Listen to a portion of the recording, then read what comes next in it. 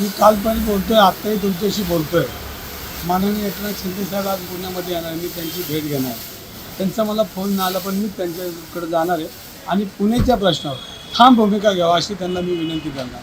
कारण आज पुणे शहरामध्ये मुंबईच्या खालोखाल जी गुन्हेगारी वाढली आणि त्या गुन्हेगारीमुळे सामान्य माणसाला नाहक त्रास होतो. पोलीस चौकीमध्ये गुंडांचा वावर ह्याच्याविषयी मी त्यांच्याशी बोलणार आहे आणि त्यांच्याशी बोलून त्यांना विनंती करणार की तुम्ही सर्वांनी मिळून इथं लक्ष घालून इथली गुन्हेगारी मोडीत काढली पाहिजे ही विनंती मी त्यांना करणार. म्हणजे तुम्हाला कोणाचा फोन आलेला नाही? आत्तापर्यंत मला कोणाचा फोन नाही आला, पण आज मी दुपारी भेटणार आहे आणि भेटल्यानंतर मी त्याला माझी भूमिका सांगणार आहे, पुणेकरांची भूमिका सांगणार आहे. ह्याच्यामध्ये पक्ष राजकारण हा पार्ट बाजूला आहे. मी पुणेकर आहे आणि पुणेकरी सर्व पक्षांनी एकत्र आलं पाहिजे. सगळ्या पक्षांनी एक आचारसंहिता ठेवली पाहिजे. आपल्याबरोबर कोणी, आपल्या व्यासपीठावर कोणी येतं, आपल्या कार्यकर्त्यांना सूचना दिलं पाहिजे. असे वाईट प्रवृत्तीची लोक आपल्या आजूबाजूला दिसता कामा नये. त्याच्यामुळं जनतेमध्ये वेगळ्या पद्धतीचा मेसेज जातो, पोलिसांकडे मेसेज जातो, मग पोलीस त्या गुन्हेगारांना लाल कार्पेट टाकतात आणि सर्वसामान्य नागरिकांना त्याचा त्रास होतो. याचा सगळा अभ्यास करून ह्याच्यामध्ये सगळ्यांनीच एकत्र मग चंद्रकांत दादांना आम्ही जो प्रश्न याच्यासाठीच विचारतो आहे त्याला ह्यासाठी विनंती करतो आहे की कोथरूडमध्ये चाललेली गुन्हेगारी आणि त्यांच्या आजूबाजूला असणारी लोक, ही लोकं तुम्ही बाजूला करा. जनता तुम्हाला मनापासून धन्यवाद देईल.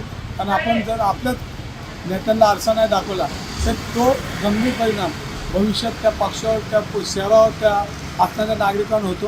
तर त्यासाठीच आम्ही त्यांना विनंती करतो. नाही, याच्यामध्ये व्यासपीठावर कोण येतं हे नेत्याला माहीत नसतं. नेता आला, भाषण केला, यादी हातात असती, सगळ्यांची नावं नेता घेतात. तर हेच आम्ही म्हणतो की खालच्या लोकांनी, तिथल्या पदाधिकाऱ्यांनी, तिथल्या जो लीडर आहेत त्यांनी ह्या गोष्टीला आळा घातला पाहिजे.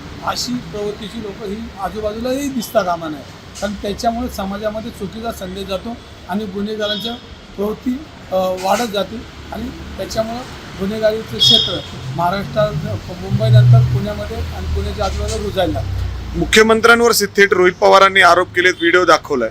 आता ते रोहित दादांचं मत आहे, पण माझं मत असं की सगळ्याच पक्षांनी ह्याच्यामध्ये एक आचारसंहिता की गुन्हेगार मुक्त हा महाराष्ट्र झाला पाहिजे. पुणे शहर तर आम्हालाच पाहिजे.